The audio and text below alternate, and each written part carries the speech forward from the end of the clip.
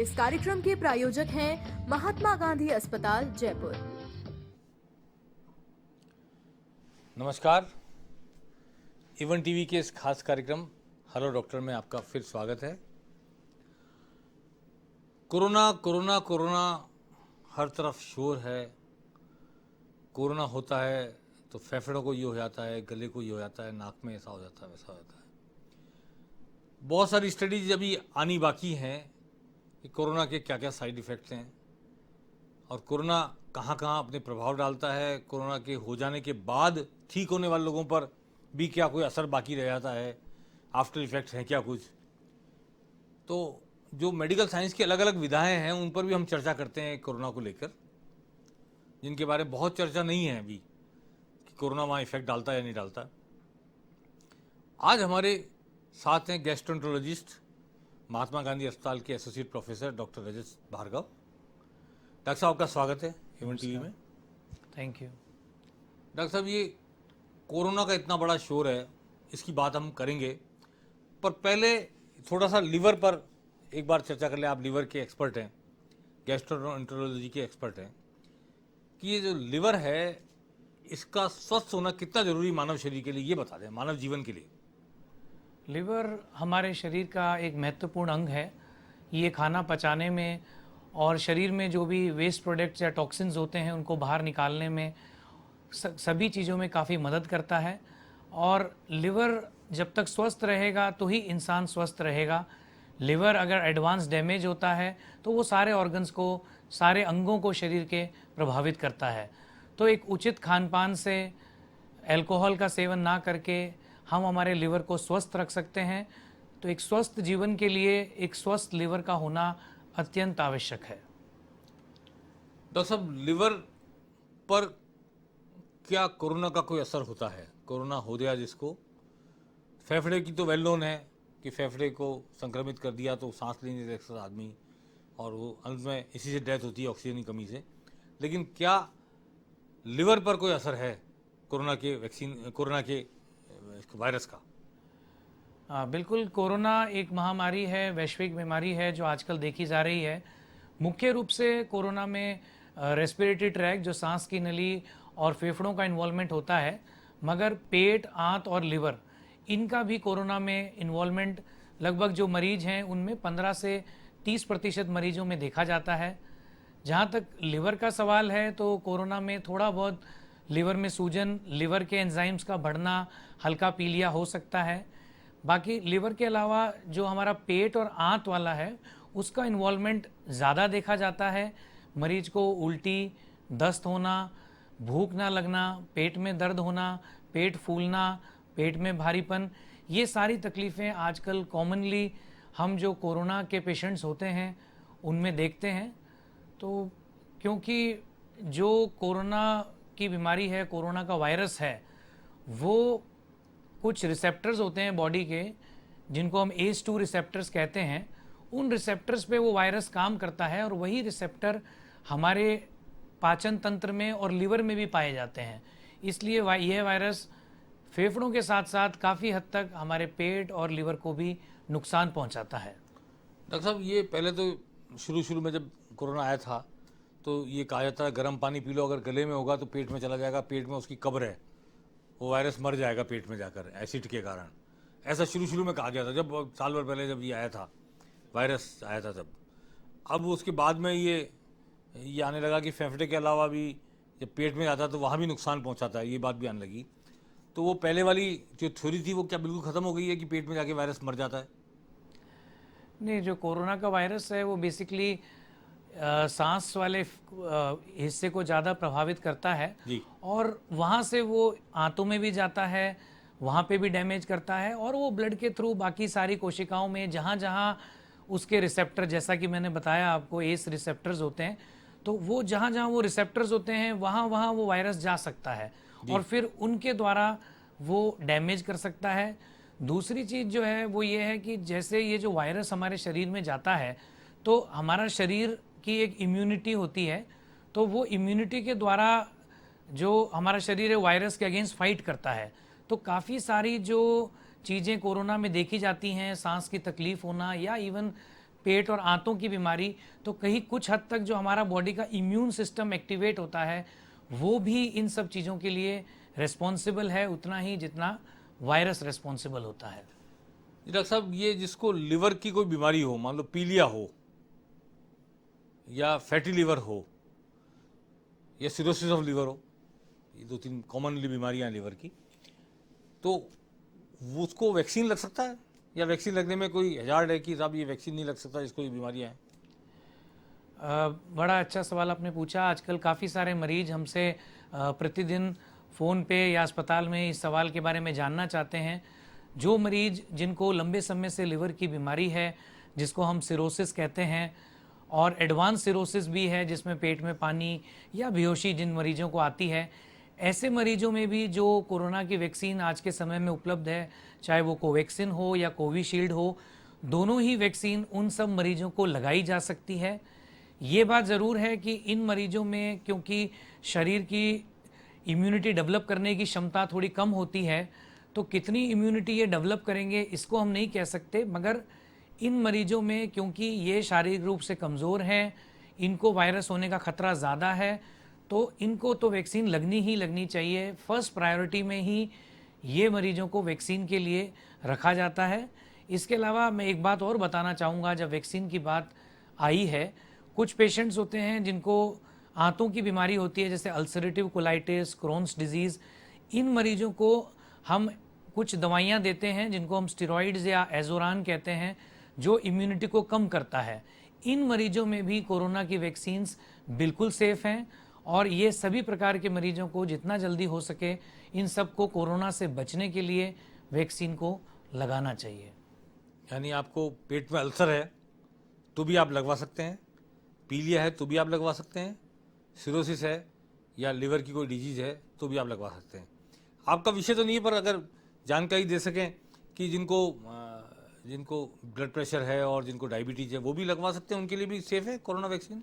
बिल्कुल, corona vaccine जिन लोगों को लंबी कोई बीमारियां हैं, चाहे हार्ट की हो, चाहे किडनी की हो, बीपी हो, शुगर हो, इन सभी मरीजों को प्रथम रूप से मतलब और लोगों के मुकाबले ज़्यादा इम्पोर्टेंट मानते हुए पहले इन लोगों को वैक्सीन लगनी चाहिए। जैसे कि प्रायोरिटी पे लगनी चाहिए। प्रायोरिटी पे लगनी चाहिए, जैसे कि सरकारी गाइडलाइंस में भी जो लोग 60 साल से ऊपर हैं या 45 साल से वो ऊपर वाले लोग जिनको ये बीमारियां हैं, सबसे प्रथम चरण में इन लोगों को ही वैक्सीनेट किया गया था।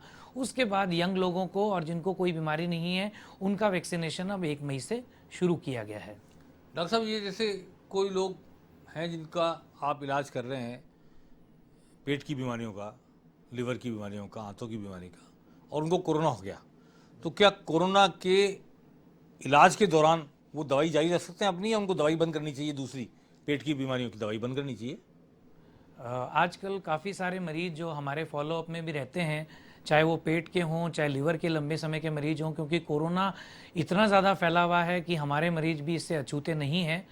तो इन मरीजों को कोरोना होने के बाद जो भी दवाइयाँ इनको पेट के लिए, आंत के लिए या लिवर के लिए चल रही हैं, वो सारी संबंधित दवाइयाँ कंटिन्यू रखी जाती हैं। कुछ हद तक लिवर के मरीजों में कोरोना थोड़ा ज़्यादा सीवियर, क्योंकि इनकी इम्यून सिस्टम अफेक्ट होता है, तो देखा जाता है। तो जो कोरोना की दवाइयाँ इलाज में उपयोग में ली जाती हैं, वो भी सारी दवाइयाँ इनको दी जा सकती हैं। सिर्फ जो एंटीवायरल ड्रग्स हैं जो आजकल रेमडेसिविर और फेविपिराविर, जिनको एडवांस लिवर डिजीज़ है, डीकम्पनसेटेड लिवर डिजीज़ हम कहते हैं, या फिर लिवर के एंजाइम 5 गुने से ज़्यादा बढ़े हुए हैं, इन 2 प्रकार के लोगों में इन एंटीवायरल्स का उपयोग, इनकी सेफ्टी अभी नहीं पता है, तो वहाँ इन 2 को थोड़ा बहुत रोका जाता है। इसके अलावा स्टेरॉइड्स और अन्य सभी प्रकार की दवाइयाँ लिवर डिजीज़ के मरीज को या पेट आंत के मरीज को दी जा सकती हैं। बस रेमडेसिविर देने से पहले सोचना पड़ेगा या गैस्ट्रोएंटरोलॉजिस्ट से कंसल्ट करना चाहिए डॉक्टर को? रेमडेसिविर और फेविपिराविर जो 2 एंटीवायरल्स हैं, वो लिवर को थोड़ा प्रभावित करती हैं, तो उनसे पहले एक या तो जो क्रिटिकल केयर के डॉक्टर साहब जो दवाई प्रिस्क्राइब करते हैं वो भी इस बारे में जानते हैं, और गैस्ट्रोएंटरोलॉजिस्ट या हेपेटोलॉजिस्ट, लिवर के डॉक्टर जो भी उपलब्ध हैं, उनसे सलाह की जा सकती है। जी, उसके बाद ही उनको इस्तेमाल करना चाहिए। उसके बाद ही इन दवाइयों का इस्तेमाल करना चाहिए। जी डॉक्टर साहब, तो डॉक्टर साहब ये जो आपके पास कोविड के पेशेंट भी आ रहे होंगे जिनको ये बीमारियां भी है और कोविड भी है, लेकिन कुछ ऐसे भी जो कोविड से होकर निकल चुके, 1 सवा साल से चल रहा है ये सब, तो कोविड हो गया, इलाज हो गया, स्वस्थ होके आ गए, क्या उनमें कोई साइड इफेक्ट देखने को मिल रहा है आपको, लिवर में, आंतों में, पेनक्रियाज में, किसी में? बिल्कुल, ये भी एक बड़ा कॉमन सी चीज़ जो आजकल ओपीडीज़ में देखने को मिलती है। अब कोरोना को लगभग साल सवा साल हो गया है, बहुत सारे लोग इसका इलाज कराते हैं, दवाइयाँ जो कि स्टेरॉइड्स या एंटीबायोटिक्स कोरोना में चलती हैं। तो कोरोना जब इनका ख़त्म हो जाता है 2 हफ्ते 3 हफ्ते में ये लोग नेगेटिव हो जाते हैं। तो एक तो कोरोना की वजह से जो वायरस का स्ट्रेस होता है इन लोगों को, तो काफ़ी मानसिक तकलीफ़ें भी मिलती हैं और इसके अलावा काफ़ी हद तक पेट की तकलीफ़ें, जैसे कि पेट में सूजन, पेट का फुलाव महसूस करते हैं, कब्जी या दस्त हो जाते हैं। तो इन चीज़ों के लिए कुछ हद तक तो जो इनको स्ट्रेस रहता है मानसिक, वो भी रिस्पॉन्सिबल है। या जो ये दवाइयाँ देना ज़रूरी है कोरोना में, तो एंटीबायोटिक्स लाइक एजिथ्रोमाइसिन है, डॉक्सीसाइक्लिन है या स्टेरॉइड्स हैं, ये सब भी पेट को अंदर अल्सर कर सकते हैं, पेट को डैमेज कर सकते हैं और जो नॉर्मल पेट के अंदर बैक्टीरिया होते हैं, उन बैक्टीरिया को भी ये सब दवाइयाँ प्रभावित करती हैं। तो ऐसे समय में हम इन मरीजों को जो कि पोस्ट कोविड हैं, इनको हम पेट की एसिडिटी कंट्रोल करने की और आंतों में जो बैक्टीरिया हैं जो प्रभावित हुए हैं उनको वापस रीएस्टेब्लिश करने के लिए प्रोबायोटिक्स देते हैं और दवाइयाँ देते हैं। इसके अलावा इनको हिम्मत बढ़ाना भी बहुत ज़रूरी होता है, क्योंकि काफ़ी बार मानसिक तनाव से भी ये जो पेट के सिम्टम्स हैं ये काफ़ी बढ़ जाते हैं। तो प्रॉपर खान पान बहुत ज़रूरी है इन लोगों का, टाइम पे खाना पीना, एक्सरसाइज और स्ट्रेस रहित रहना, प्लस जो भी सिम्टम्स होते हैं पोस्ट कोविड होते हैं चाहे, तो जो भी तकलीफ़ें होती हैं उनकी हम दवा देके इन रोगियों की भी काफ़ी मदद करते हैं। डॉक्टर साहब, इसमें कुछ खान पान इस विशेष रूप से जिसमें लैक्टिक एसिड हो या कुछ और चीज़ें हो, दही जिस तरह का कहते हैं, दही भी काफ़ी मदद करता है, आपके जो अच्छे वाले बैक्टीरिया मर जाते हैं दवाइयों से, उनको रीजनरेट करने में।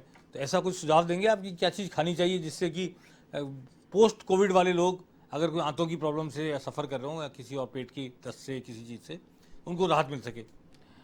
बिल्कुल, खान पान एक बहुत ही इम्पॉर्टेंट चीज़ है। कोविड का मरीज़ क्योंकि अकेला उसे रहना पड़ता है, आइसोलेशन होता है, खाना पीना भी इतना प्रॉपर नहीं चलता, भूख भी कम लगती है। तो अगर कोरोना के दौरान की बात करें तो उस समय एक संतुलित आहार लेना चाहिए और फाइबर इंटेक भी खाने में ज़्यादा होना चाहिए। जो विटामिन सी है जिसकी गोलियां भी चलती हैं, उसके लिए जो नेचुरल सोर्सेज हैं जैसे नींबू की शिकंजी है, आंवला है, इन सब का इंटेक भी अच्छा होना चाहिए। संतरा भी कहते हैं, काफी संतरा है, टमाटर है, ये सब विटामिन सी और विटामिन जो भी फल हैं उनमें सब प्रकार के विटामिन मिलते हैं। कोरोना ख़त्म होने के बाद भी क्योंकि पेट की दिक्कतें रहती हैं, पेट के बैक्टीरिया प्रभावित रहते हैं, तो दही जैसी जो चीज़ है वो एक नेचुरल सोर्स है प्रोबायोटिक का, लैक्टोबैसिलस का।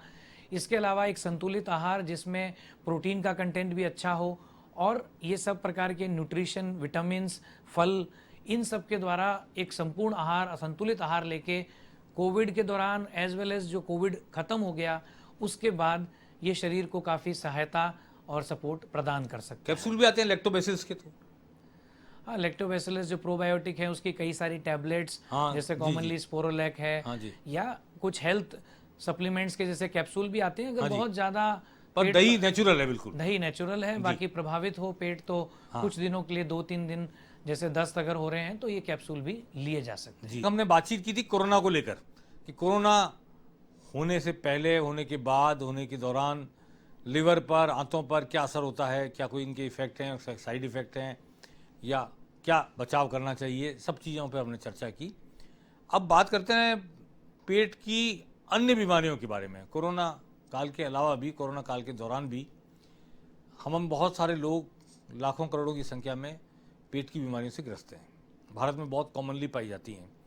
डॉक्टर साहब, एक तो ऐसा कौन सा खाना है जो पेट की बीमारियों से बचा सकता है, या कौन सा खाना है जिसको नहीं खाना चाहिए पेट की बीमारियों से बचने के लिए, ज़्यादा अच्छा ये रहेगा?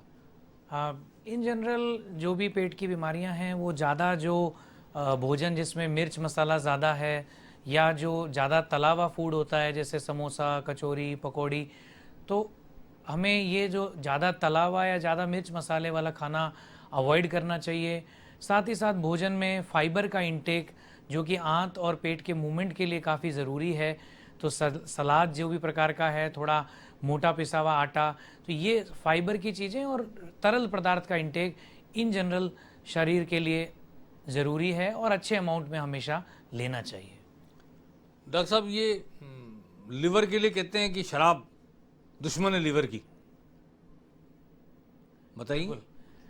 लिवर हमारे शरीर का, जैसा कि मैंने पहले भी बताया, एक महत्वपूर्ण अंग है और सबसे प्रमुख कारण जिससे लिवर की खराबी हमारे यहाँ या पूरी दुनिया में देखी जाती है, उसमें प्रमुख कारण है अल्कोहल या शराब पीना।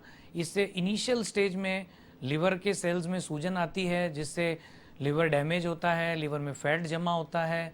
धीरे धीरे वो सेकंड स्टेज, जिसको हम अल्कोहलिक हेपेटाइटिस कहते हैं, जिसमें लिवर के डैमेज शुरू होता है और पीलिया और बाकी कॉम्प्लिकेशंस शुरू होते हैं और लंबे समय में जाके ये कंटिन्यूसली लिवर को डैमेज करता जाता है और मरीज को सिरोसिस और एडवांस कॉम्प्लिकेशंस भी देखने को मिलते हैं। अल्कोहल के अलावा दूसरा जो चीज़ है वो मोटापा है, जो कि दुनिया में बढ़ता जा रहा है समय के साथ। मोटापा या ओबेसिटी भी एक पेंडेमिक है और इससे भी लिवर में फैट जमा होता है और फैट जमा होने के बाद नेक्स्ट स्टेज में हेपेटाइटिस और कुछ प्रतिशत लोगों में, जो कि 10% से आसपास हैं, उनमें सिरोसिस और उसके कॉम्प्लिकेशंस भी देखे जाते हैं। तो हमें दिनचर्या में, डे टू डे लाइफ में एक्सरसाइज करके, खाने का कंट्रोल करके, वजन कंट्रोल करना प्लस अल्कोहल बंद करना बहुत ही ज़रूरी है, अति आवश्यक है। डॉक्टर साहब, फैटी लीवर हो जाए तो आदमी इसको नॉर्मल कैसे करे लीवर को वापस? बहुत ही बढ़िया सवाल आपने पूछा। फैटी लिवर एक ऐसी कॉमन बीमारी है कि लोग किसी भी कारण से अल्ट्रासाउंड कराते हैं तो उनको अल्ट्रासाउंड में थोड़ा बहुत लिवर में सूजन या फैटी लिवर देखने को मिलता है जी। लिवर के अंदर फैट जमा होना और उससे सूजन आने को हम first stage non alcoholic fatty liver disease कहते हैं। इसके लिए जो लिवर में से फैट टूटना है तो हमें जो ओबेसिटी या मोटापा है उसे कम करना है, वजन कम करना है। स्पेशली जो एब्डोमिनल ओबेसिटी या पेट में जो फैट जमा होता है, इसको तोड़ना एक्सरसाइज द्वारा बहुत ही ज़रूरी है। खाने में भी जो घी और तेल की मात्रा है, फैट की मात्रा है, शुगर का, कार्बोहाइड्रेट का इंटेक है, वो कम करें, वो भी कम करना पड़ेगा और इन सब के द्वारा हम फैटी लिवर को फैटी लिवर की स्टेज पे रोक के रिवर्ट कर सकते हैं। और कुछ लोगों में जो नहीं कंट्रोल करते तो फिर ये आगे जाके एक एडवांस लिवर की बीमारी, जिसको हम सिरोसिस कहते हैं, जो कि मोस्टली इरिवर्सिबल होती है, उसका रूप ले लेती है। फिर कॉम्प्लिकेशन शुरू होते हैं। तो उस स्टेज पे चीज़ों को जाने से पहले ही रोक के उचित उपाय अपना के हम लिवर की अधिकतर बीमारियों से बच सकते हैं। उसमें तो अगर सिरोसिस अगर आगे एडवांस स्टेज में गया तो खून की उल्टियाँ शुरू हो जाती है, खून की उल्टियाँ आने लग जाती है और वो वेन्स से हमारी वो सिकुड़ती हैं तो वो ब्लीड करती हैं। हाँ, जो और पानी भरने लग जाता है पेट में मेरे ख्याल से। हाँ बिल्कुल, जो एडवांस लिवर डिजीज़ होती है, जैसे जैसे समय के साथ, चाहे अल्कोहल हो, चाहे हेपेटाइटिस बी सी हो, चाहे फैट हो, चाहे कोई भी वजह हो, लेट स्टेज में जाके लिवर बिल्कुल सिकुड़ जाता है, उसमें प्रेशर होता है, उसकी वजह से नसें जो होती हैं वो फूल जाती हैं, तो मरीज को खून की उल्टी होना, पेट में पानी, बेहोशी, इस तरह के कॉम्प्लिकेशंस देखे जाते हैं। ये सभी कॉम्प्लिकेशंस उचित एंडोस्कोपी के द्वारा और नमक का कंट्रोल और बाकी दवाइयों के द्वारा हम इन सब चीज़ों को कंट्रोल करते हैं। और अगर बीमारी बहुत ही एडवांस होती है तो कुछ हद तक ये जो लिवर के मरीज होते हैं जो नहीं कंट्रोल हो पाते दवा से, उनको लिवर ट्रांसप्लांट, जो एक उच्च नई पद्धति है जो हमारे अस्पताल महात्मा गांधी में भी उपलब्ध है, उसके द्वारा हम लिवर को प्रत्यारोपण कर मरीज को एक नया जीवन और नया इलाज दे सकते हैं। लिवर तो उसी आदमी का ले सकते हो जो ब्रेन डेड हो गया हो। हाँ, आदमी तो कैसे लिवर देगा, दे सकता है? दोनों तरह के ट्रांसप्लांट होते हैं। एक जो डिजीज डोनर ट्रांसप्लांट होता है, उसमें जो ब्रेन डेड लोग होते हैं उनसे लिवर लिया जाता है, और दूसरा लाइव डोनर ट्रांसप्लांट भी होता है। तो सेम ब्लड ग्रुप का कोई फर्स्ट डिग्री रिलेटिव जो डोनर होता है वो अपने लिवर का एक बड़ा हिस्सा देकर अपने किसी फैमिली मेंबर की मदद कर सकता है। पर उसकी फिर जान को खतरा नहीं, जो लिवर दे रहा है, हिस्सा दे रहा है लिवर का? जो लिवर ट्रांसप्लांट में लिवर का अपना हिस्सा देता है, मोस्टली उसको कोई दिक्कत नहीं होती। कुछ हद तक 1-2% रिस्क जरूर होती है, मगर अगर हम ट्रांसप्लांट से पहले उसकी सारी जांचें करते हैं, उसके लिवर की जांचें होती हैं, उसकी बॉडी की अगर कोई बीमारी होती है तो वो अनफिट हो जाता है। तो जो मरीज यंग पेशेंट 50 साल से नीचे कोई भी बीमारी से ग्रसित नहीं है, ऐसे ही मरीज का लिवर लिवर ले सकते लिया हैं जाता और है। फर्स्ट ग्रेड का रिलेटिव होना चाहिए वो। हाँ, वो according to act first degree relative जी, होना जी। चाहिए, बिल्कुल। जी जी। बाकी लिवर तो अपने आप में एक ऐसा अंग है जिसमें 100% रीजनरेशन पावर है। तो वो अगर आधा लिवर भी आपने किसी ले लिया तो उसका आधा लिवर ही पूरे लिवर का काम करता है, जिसका चला गया उसका भी और जिसको आधा लगा उसका भी। और मैंने सुना है कि 1% भी लिवर अगर जिंदा है सर तो वो पूरा 100% लिवर को ठीक कर देता है, और थोड़ा सा भी खराब है तो पूरा लिवर खराब हो जाता है। ये ऐसा मैंने सुना है, तो कितना सच्चाई है इसमें? लिवर एक जो ऑर्गन है उसकी रीजनरेटिव कैपेसिटी या ग्रो करने की कैपेसिटी काफ़ी अच्छी होती है। जैसे जो हमारे मरीज जिनको एक्यूट लिवर डैमेज होता है, जैसे हेपेटाइटिस ए या हेपेटाइटिस ई वायरस से लिवर डैमेज हुआ, एक्यूट लिवर फेलियर में चले गए, एक बार लिवर सिकुड़ गया, डैमेज हो गया, लेकिन 50 से 80% ये जो मरीज होते हैं धीरे धीरे अपने लिवर को रीजनरेट कर लेते हैं। लेकिन जो लिवर धीरे धीरे लंबे समय में जाके डैमेज होता है, उसमें पूरा ही लिवर डैमेज हो जाता है।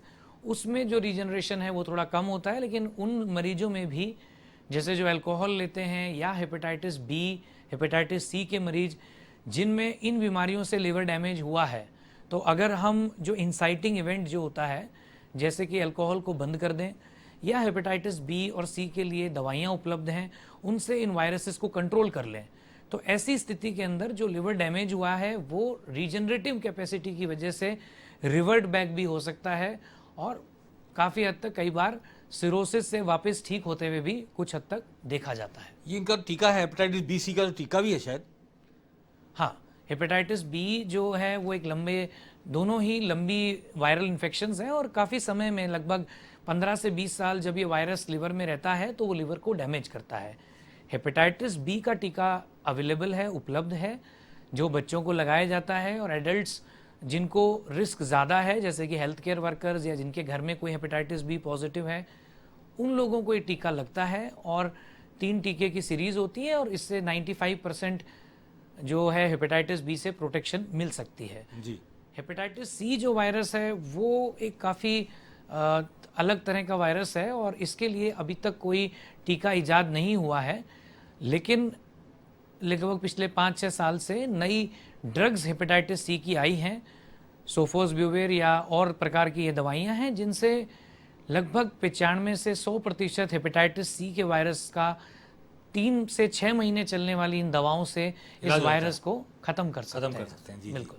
तो हेपेटाइटिस सी भी लाइलाज नहीं है, और हेपेटाइटिस बी का टीका अवेलेबल है, बच्चों को लगा दिया जाता है, या जिनमें हो परिवार में पहले से तो उनमें बड़े बुजुर्ग लोगों को लगाया जा सकता है। और ये लिवर को लेकर हमने आज बातचीत की डॉक्टर साहब से। डॉक्टर रजत भार्गव हमारे बीच आज बातचीत कर रहे थे। कोरोना और लिवर, कोरोना और आते हैं, कोरोना और पेनक्रियाज, ये तो हमने सब चर्चा की। लेकिन इसके अलावा लिवर की सिरोसिस पे, एनलार्ज लिवर पर, लिवर एनलार्ज होने की बीमारी सबको बहुत कॉमन पाई जाने लग गई है अब। डॉक्टर साहब, एसिडिटी का कितना रोल है लिवर के खराब होने में? नहीं, देखें, एसिडिटी मतलब जो बहुत कॉमन बीमारी एसिडिटी आजकल। एसिडिटी एक बहुत ही कॉमन बीमारी है आजकल। जो जीवन शैली है, फास्ट फूड खाते हैं, खाने के अंदर मिर्च मसाला जो ज़्यादा होता है, एक्सरसाइज कम करते हैं, मोटापा बढ़ता जा रहा है। चाय ज़्यादा पीने से भी हो जाती है? बिल्कुल, चाय पीने से, स्मोकिंग, अल्कोहल, इन सब से ये एसिडिटी होती है। और इसमें बेसिकली पेट में एसिड ज़्यादा बनता है, और पेट की नसें थोड़ी सेंसिटिव होती हैं, और उसकी वजह से मरीज को पेट में दर्द, पेट फूलना, छाती में जलन और ये तकलीफ़ें देखने को मिलती हैं। लिवर का इनसे मतलब लिवर का एसिडिटी से कोई प्रभाव नहीं पड़ता है। लिवर एक डिफरेंट ऑर्गन है, एक अलग ऑर्गन है जो बाइल बनाता है, और कुछ हद तक डाइजेशन में उसका रोल होता है। बाकी पेट अलग है और लिवर अलग है, तो एसिडिटी एक अलग बीमारी है। एसिडिटी आंतों में रहती है मेरे ख्याल से। हाँ, एसिडिटी मेनली पेट में जो खाने की नली, इसोफेगस और पेट। एसिडिटी, रिफ्लक्स की बीमारी, ये जो ऊपरी पाचन तंत्र का हिस्सा होता है, मेनली पेट और खाने की नली से संबंधित बीमारियां हैं। लिवर का बीमारियों में पीलिया और भूख नहीं लगना, कमजोरी, इस प्रकार के लक्षण होते हैं जो थोड़े आंत और पेट की बीमारी से अलग दिखते हैं। डॉक्टर साहब, ये आखिरी सवाल मैं करना चाहता हूँ कि मेरा जैसा अनुभव भी है कि जिनको लिवर की बीमारी, खासतौर पर सिरोसिस होता है, उनको कच्चा पनीर, ये जो पेठा आता है, आगरे का पेठा जिसको बोलते हैं, वो छेना मुर की एक मिठाई आती है छेने की बनी हुई, ऐसी चीज़ें सजेस्ट की जाती खाने के लिए। और वो शायद उससे उसमें ग्लूकोज होता है डायरेक्ट, और वो शायद लीवर को कम एक्सरसाइज करनी पड़ती है और लीवर को सपोर्ट करती हैं वो ग्लूकोज बनाने में। लेकिन जिनको खुद को डायबिटीज हो वो क्या करे फिर, वो कैसे खाए इन चीज़ों को? नहीं, देखिए, दो तरह की दिक्कतें हैं। एक, अगर एक्यूट लिवर डिजीज़ जो होती है, जैसा कि हेपेटाइटिस ए और ई में देखी जाती है, कि जिसमें मरीज बिल्कुल स्वस्थ है, लंबे समय से कोई बीमारी नहीं है, उससे अचानक से पीलिया हो गया, उल्टियाँ हो रही हैं, भूख कम लग रही है, ऐसे मरीजों में ज़्यादातर हम हाई कार्बोहाइड्रेट, क्योंकि जो ग्लूकोज बनना है, ग्लूकोनियोजेनेसिस जो होता है, वो मेनली लिवर में होता है, तो वो लिवर में ग्लूकोज बनने का कम हो जाता है। तो उस स्थिति में हम ये मीठी चीज़ें, ये सब मरीज को एडवाइस करते हैं। डायबिटीज़ वाले जो मरीज हैं उनको थोड़ा सा ज़्यादा मीठा नहीं दे सकते, क्योंकि शुगर बढ़ जाएगी। तो ऐसे एक्यूट लिवर वाले कंडीशंस में उनको नॉर्मल जो खाना है, नॉर्मल इनटेक है, वो हम बेसिकली एडवाइस करते हैं। और जो क्रॉनिक लिवर के मरीज हैं, जैसे लंबे समय में लिवर ख़राब हो गया, जो कि डायबिटीज़ में भी देखा जाता है, क्योंकि डायबिटीज़ के मरीजों में भी जो नैश जिसको हम कहते हैं, नॉन एल्कोहलिक स्टेटोहेपेटाइटिस, वो कॉमनली देखा जाता है, उससे इनको सिरोसिस भी होता है। तो ऐसे मरीजों को हम बेसिकली नमक कम और प्रोटीन की मात्रा ज़्यादा खाने की सलाह देते हैं, जो कि पनीर या दूध में होता है। तो उसमें शुगर, जो डायबिटीज़ की डाइट है उसके अनुसार ही शुगर दी जाएगी। जी जी, और कच्चा पनीर खाएं, तल के ना खाएं उसको। हाँ, तली हुई चीज़ें, क्योंकि वो तो क्यों लीवर को नुकसान करेंगी, और हिट बैक नुकसान करेंगी। करती हैं, बिल्कुल। तो ये मैं डॉक्टर साहब के जरिए चाहता हूँ कि लोगों तक ये बात पहुँचे कि अगर पनीर भी खाना है तो उसको कच्चा खाएं। बहुत सारे लोग उसमें मक्खन में, घी में डाल के, सेक के, उसमें इस तरह खाते हैं शौक। तो ज़ुबान का स्वाद इसमें ना देखें, ये इसको भी दवाई की तरह समझें। और ये जो छोटे से कार्यक्रम में हमने आज बहुत सी बातें जानी हैं डॉक्टर रजत भार्गव से। अब यूँ तो अथाह समुद्र है पेट की बीमारियों का, और हम एक हेलो डॉक्टर में उस पर पूरी चर्चा कर भी नहीं सकते, क्योंकि कोरोना काल था। हमने मेन एम्फेसिस इस बात पर दिया कि कोरोना को लेकर लिवर, आंतें, पेनक्रियाज, इन पर क्या तो असर होता है, पोस्ट कोरोना भी कोई इफ़ेक्ट आता है, नहीं आता है, और कोरोना के इन सब चीज़ों के मरीज जिन पे बीमारियां चल रही है पहले से, लिवर की और आंतों की, क्या वो कोरोना का टीका लगवा सकते हैं और क्या वो कोरोना की दवाई लेते रह सकते हैं? इन सब विषयों पर आज हमने सवाल किया और डॉक्टर रजत भार्गव ने काफ़ी अच्छे जवाब दिए। मैं समझता हूँ आप सबके लिए कोरोना काल में ये बहुत ही लाभकारी चर्चा होगी। और डॉक्टर साहब, आपका बहुत बहुत शुक्रिया, आप हमारे स्टूडियो में आए, हमारे दर्शकों से मुखातिब हुए। हेलो डॉक्टर में आज बस इतना ही। नमस्कार।